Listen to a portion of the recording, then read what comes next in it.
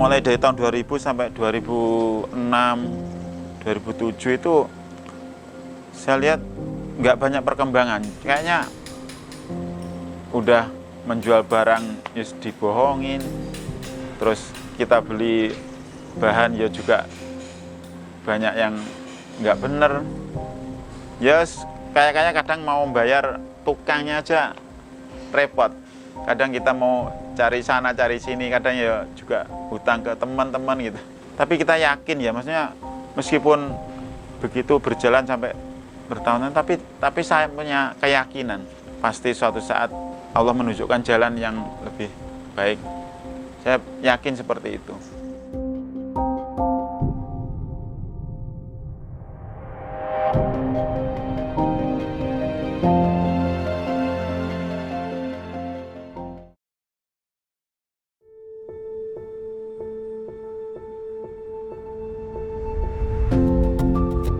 Ini adalah perlengkapan dari tenda TNI yang namanya tenda beton.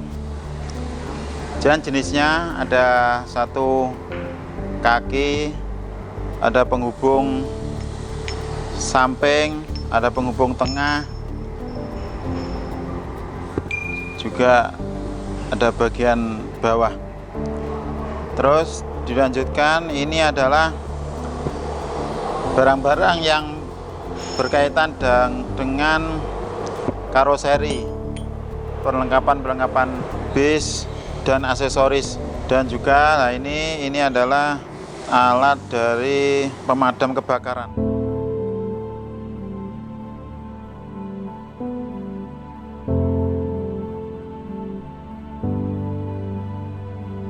Assalamualaikum warahmatullahi wabarakatuh. Nama saya Muhammad Syukri, alamat Dusun Mojosari, Desa Mojoagung, Kecamatan Ngantru, Kabupaten Tulungagung. Pemilik UD Mekar Sentosa yang bekerja di bidang pengecoran logam aluminium dan perbengkelan. Pada awalnya dulu setelah saya menikah itu bingung mau mencari pekerjaan apa.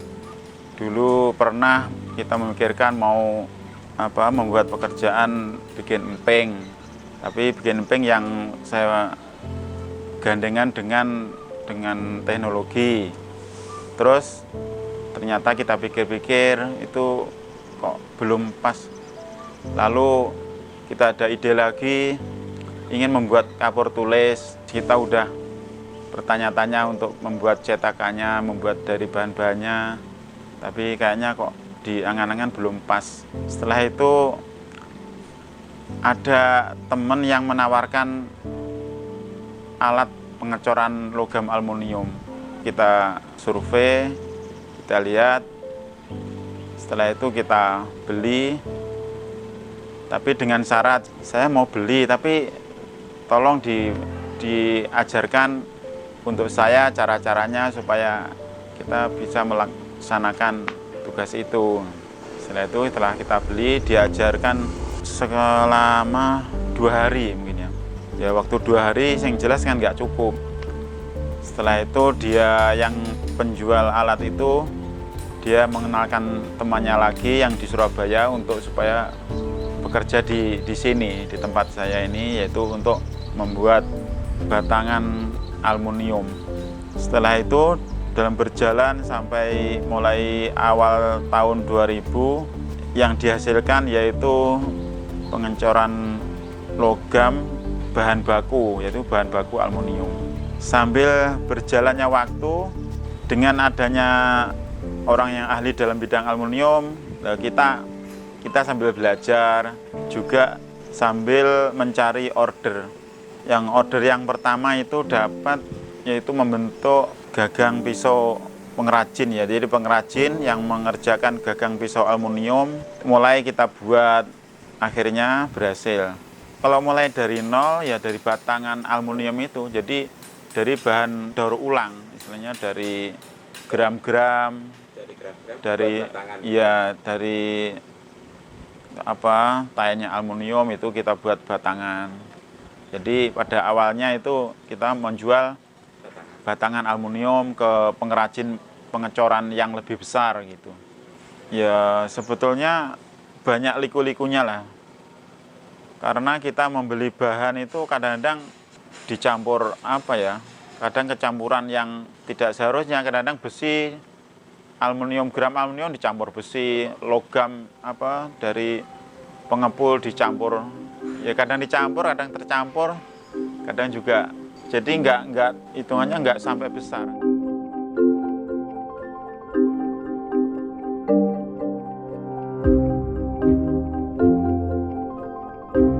Pada awal tahun 2007 itu kita ada teman itu menawarkan itu pekerjaan tenda TNI itu. Jadi yang dari CV Guno, CV Maju Mapan dan CV Guno.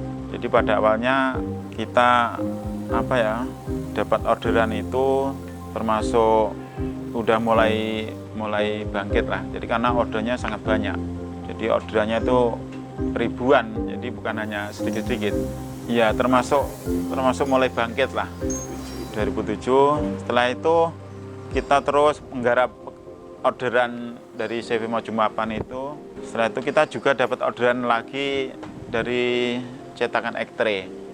Dari orang Uno juga kita ditawarin, Pak gimana bisa membuat ini Pak? Ya saya coba. Karena kita mungkin ya memang sudah biasa membuat cetakan-cetakan. Jadi kita coba buat cetakan, setelah itu sudah berhasil dan ya sampai sekarang. X-ray 2008. Jadi kalau yang tenda TNI itu 2007 mulai dapat tender. Kalau yang X-ray 2008 mulai dapat garapan pertama. Mungkin ya karena kita di bidang X-ray, jadi kita proses mulai membuat cetakan X-ray. Setelah itu kita mungkin melirik peluang ya untuk membuat vakum itu ya. Kita memang waktu itu agak sepi, tender dari tenda TNI juga berkurang. Terus akhirnya kita coba, kita pinjam dari teman, dari pabrik. Setelah itu kita buka, kita bongkar satu-satu. Setelah itu kita buat, kita tiru lah, namanya memang yang jiplak ya. Iya, memang kita bongkar satu-satu. Oh, kita pelajari dulu sistem kerjanya gimana. Setelah itu kita buatkan cetakan satu persatu dari bagian-bagiannya itu mungkin hampir 6 bulan ya itu untuk membuat sampai jadi itu. Setelah itu kita buat satu persatu, kita bubut. Setelah itu kita rakit. Setelah itu coba kita tawarkan ke pabrik-pabrik X-ray. Yang pertama beli itu pabrik X-ray di Tapan ini, MSM itu yang pertama sekali. Mesin vakum itu sebetulnya alat hisap udara dan air. Jadi tapi dengan kekuatan yang tinggi. Dinamonya sekitar 30 HP. Jadi kekuatannya betul-betul tinggi, dahsyat. Yaitu memang yang banyak pakai ya di pabrik X-ray itu. Jadi untuk alat produksi. Kalau tanpa itu nggak bisa produksi. Alat yang vital kalau vakum itu.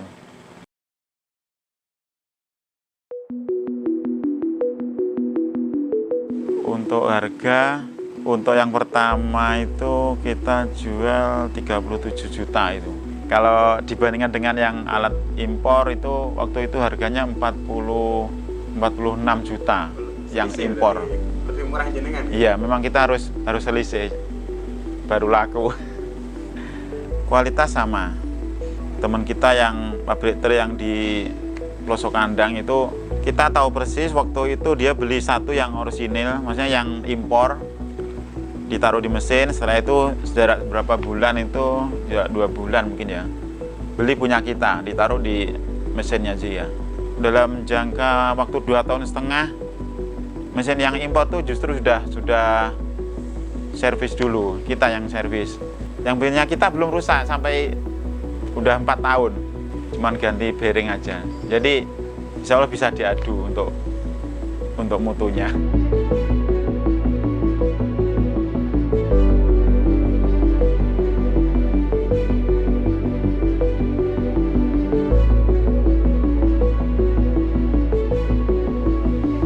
Ya sebetulnya ada, kita tuh sebetulnya juga ya bukan satu-satunya, ada teman kita yang di Ulingi itu ada juga membuat cetakan ektre dari Kuningan, ada dari aluminium, juga membuat mesinnya, ada di Surabaya ada juga.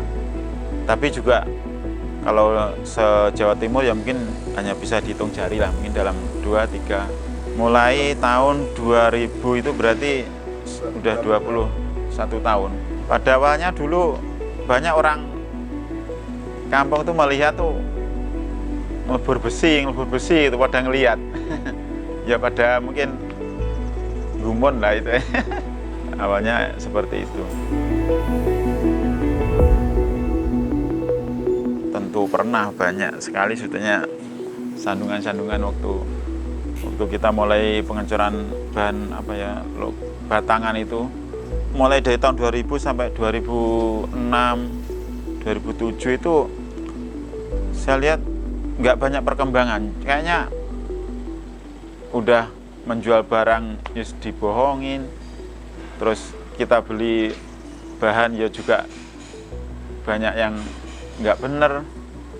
Ya kayak kadang mau bayar tukangnya aja repot. Kadang kita mau cari sana cari sini, kadang ya juga hutang ke teman-teman gitu.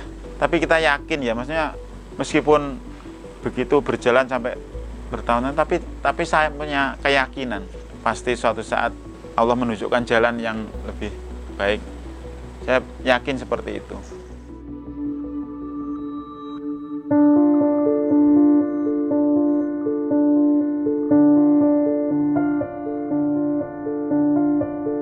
Namanya perjuangan itu biasanya berjalan sampai 5-10 tahun, biasanya baru berhasil. Ya kita kan kadang juga ada motivasi seperti itu. Jadi mungkin dalam 6 tahun masih biasa lah gitu. Ya tentu ada ya langkah gini terus. Tapi juga saudara juga bilang, itu pekerjaanmu gimana kok? Nggak ada perkembangan sama sekali, mungkin ya pindah aja pekerjaan yang lain atau gimana. Ya saya juga berusaha sebenarnya, mungkin melihat peluang-peluang yang lain, tapi juga nggak dapat. Ya kalau masalah omset ya insya Allah ya cukup lah.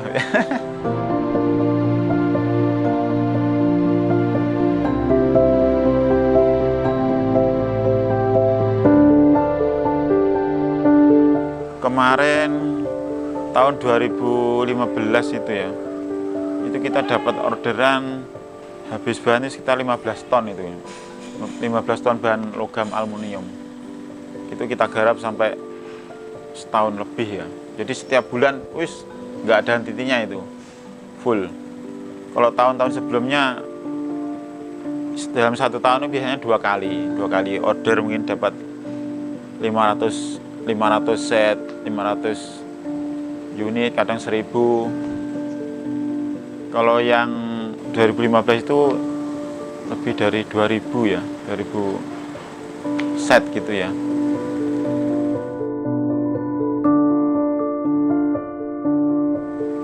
Ya untuk pengembangan lagi sebetulnya kita ingin untuk membesarkan perbengkelannya, membuat alat ya yang berhubungan dengan mesin. Selain mesin ektre itu ya kita udah melihat peluang yang lain. Tapi kita ingin mengembangkan untuk di bidang mesinnya. Ya nggak apa aja lah ya. Ya yang mampu ya, nggak tahu kita. Tapi yang sudah kita lakukan yaitu untuk mesin vakum, dibanding dengan luar pun ya nggak kalah mutunya.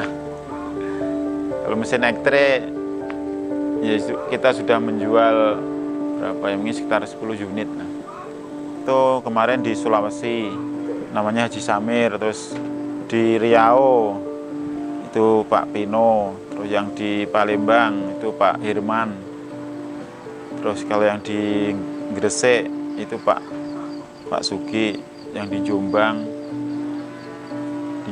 di Sidoarjo, di Mojokerto, di Blitar, di Tulungagung.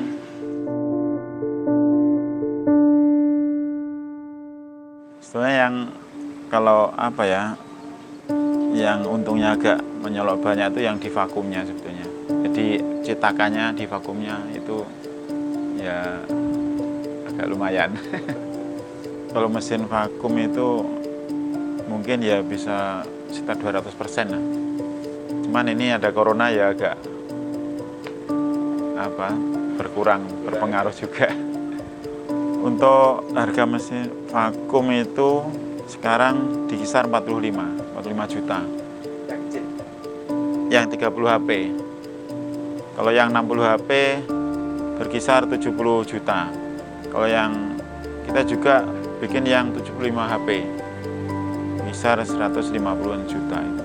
Yang banyak laku yang 30 HP sama yang 50, iya. Nah, selama mulai ada corona itu juga ada dampaknya ya. Karena apa ya? Pertama banyak PSBB di mana-mana, itu juga penjualan telur itu juga berpengaruh. Dan juga mungkin sekarang mulai ada muncul saingan-saingan itu ya berpengaruh juga. Tapi kalau masalah maksudnya untuk membuat cetakan, membuat mesin vakum itu, tapi saya masih yakin ya, masih tetap berjalan terus, karena selama ada peternak ayam itu ekster itu pasti dibutuhkan. Nggak mungkin untuk pengiriman telur itu pakai kresek atau pakai apa, kan nggak mungkin. Tetap berpakai tray untuk supaya aman. Dan pakaiannya sekali pakai. Jadi sekarang kan ada aturan tray itu harus sekali pakai untuk pengiriman, nggak boleh dipakai lagi setelah dipakai sekali.